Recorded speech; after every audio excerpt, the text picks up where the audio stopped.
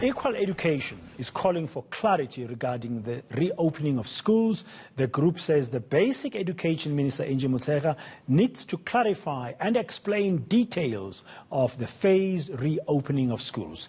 Equal Education is concerned over what it calls inconsistent and contradictory information coming from the department. For more on this, we're joined by Renee McFarlane, Equal Education's co-head of research, via Skype this morning. Renee, good morning, and thank you very much for your time. I see that you, together with the Equal Education Law Centre and Section 27, are together with this. How critical is the understanding of what plans are ahead in terms of the phased reopening of our schools?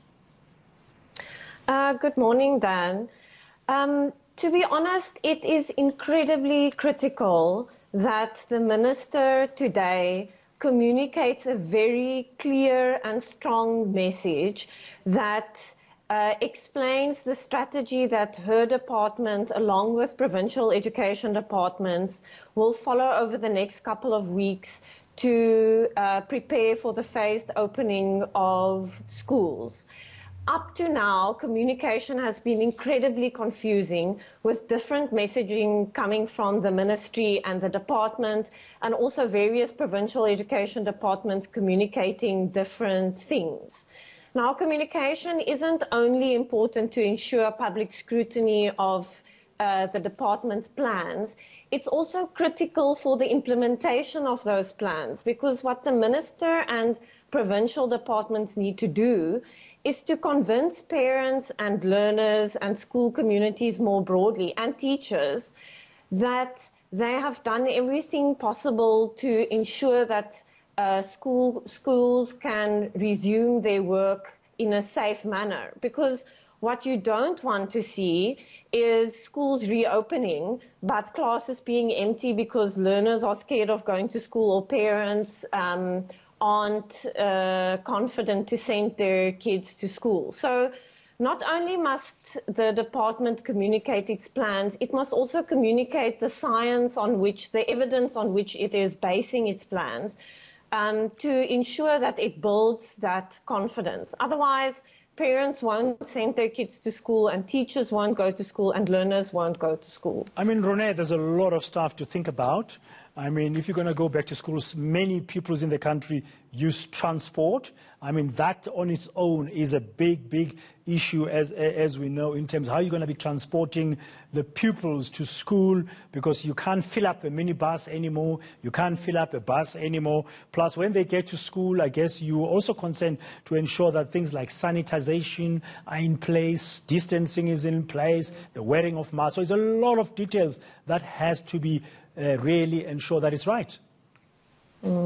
Definitely, and you know, the reality is that a lot of the information that's out there in the public are either leaked documents or photos that are floating around on social media, and they all create the perception that really the system isn't ready to accept those learners. But some of that information, Renee, might be fake or not, or is it credible?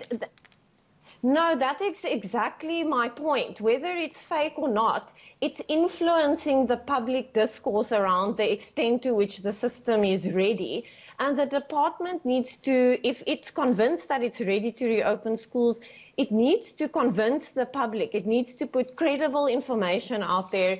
It needs to explain exactly what is in place and what has been provided to schools. There's no clarity about how many schools have received, for instance, personal protective equipment, and what the process is for providing that. And, you know, earlier this week, educationist Mary Metcalf said that everyone needs to come on board to support or to be involved in this conversation and the reopening of schools. But the department has to set the tone for people. If it's going to require everyone to come on board, the department needs to clearly say, this is what needs to be in place, this is the rights of learners, this is what you can expect when you get to school, and this is where we need everyone to come on board. I guess Equal Education, you'd agree with some sentiment that says pupils with disabilities must also be given special due care if they are also required to be returning to school? Definitely, and we've been very concerned that the department hasn't really communicated clearly what their plans are in terms of learners with disabilities, and the same with learners with comorbidities, so learners who are vulnerable to catching the virus due to other pre-existing conditions. And those are all the types of things that we really hope the Minister will be talking to today. Something else that Equal Education has been very concerned about is the National School Nutrition Program, which usually serves around 9 million learners. And the Minister has not been clear about whether there are plans to reopen that program, whether it will only be serving grades that go back to school or whether it will be serving all grades. That type of information is still not in the public domain. Okay, so clarity, and clarity. That's really what you are demanding. Finally, in your view, you are on the ground as an NGO that's in the education sector, as Equal Education. Do you think June is soon enough, or we should look at July? You know, it's really hard to answer that question in the abstract without the information that I've just explained is still lacking. Equal Education is of the view that up to this point, the National Department and Provincial Education Departments have not demonstrated that they are ready to reopen schools in a safe manner. We definitely know from the learners and parents who are part of our movement that they are incredibly concerned about going back to school. And so we really would be looking towards the department to demonstrate and create confidence that they are ready to do so. Otherwise, we can't proceed with the 1 June opening of schools. Rune, thank you very much for your time this morning.